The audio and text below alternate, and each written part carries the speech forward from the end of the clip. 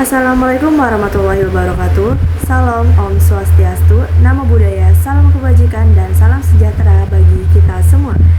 Pada video kali ini saya akan melaporkan bagaimana berita proklamasi kemerdekaan Indonesia pada tanggal 17 Agustus 1945 berhasil disebarluaskan ke berbagai wilayah, mulai dari Jakarta, luar Jakarta, hingga luar Pulau Jawa.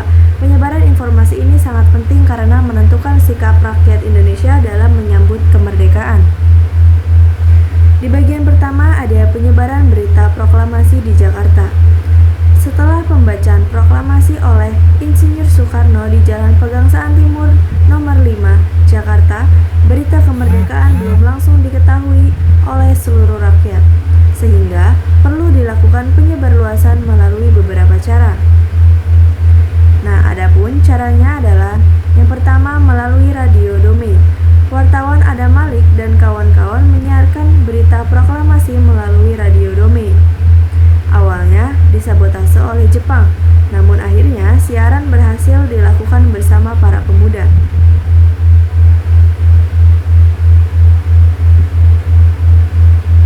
Yang kedua, ada penyebaran melalui selebaran. Para pemuda membuat dan membagikan kertas yang berisi teks proklamasi ke kantor-kantor, pasaran, dan jalan raya.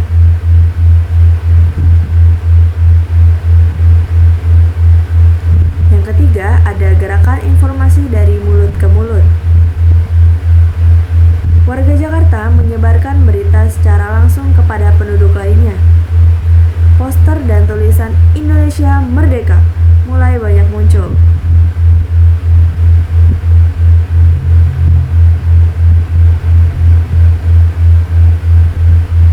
Dengan usaha ini, masyarakat Jakarta dengan cepat mengetahui bahwa Indonesia telah merdeka.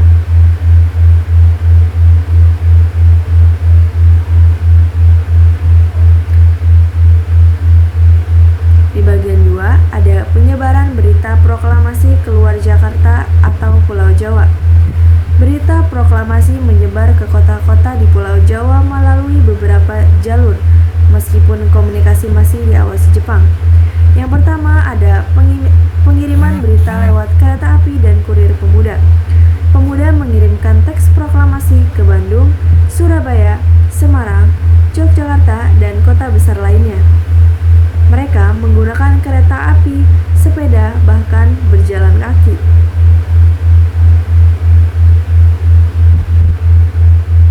Yang kedua ada siaran radio daerah. Stasiun radio di Bandung, Surabaya, dan Yogyakarta ikut menyiarkan ulang berita proklamasi.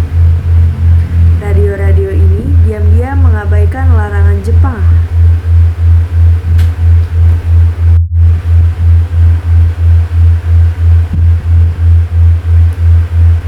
Yang ketiga ada dukungan tokoh daerah.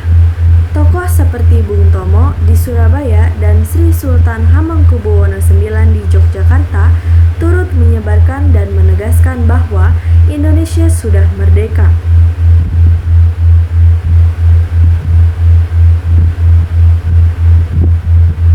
Dengan ini, berita proklamasi menyebar luas ke seluruh Pulau Jawa dalam beberapa hari saja.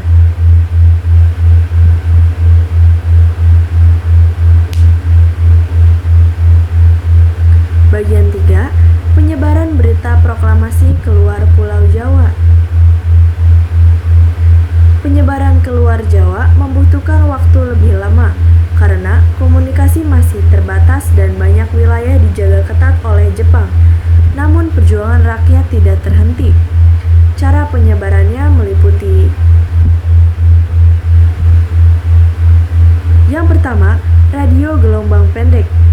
Stasiun radio luar Pulau Jawa seperti di Sumatera, Kalimantan, Sulawesi, dan Bali menangkap siaran radio Dome. Masyarakat mendengarkan diam-diam karena dilarang penjajah.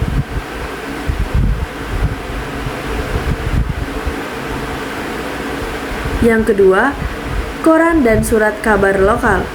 Surat kabar di Sumatera dan Sulawesi mulai memuat berita kemerdekaan setelah mendapat kabar dari pemuda dan tokoh daerah.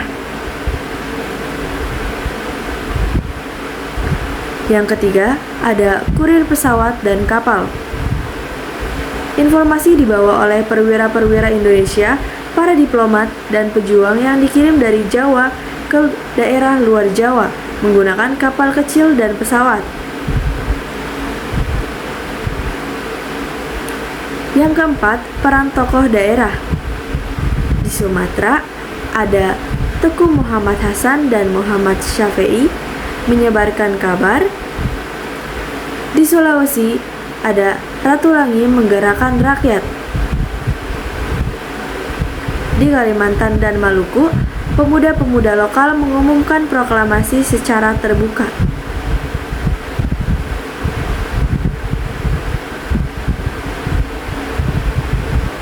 Akhirnya, dalam waktu kurang dari 1 bulan, seluruh wilayah Indonesia mengetahui bahwa bangsa ini telah merdeka.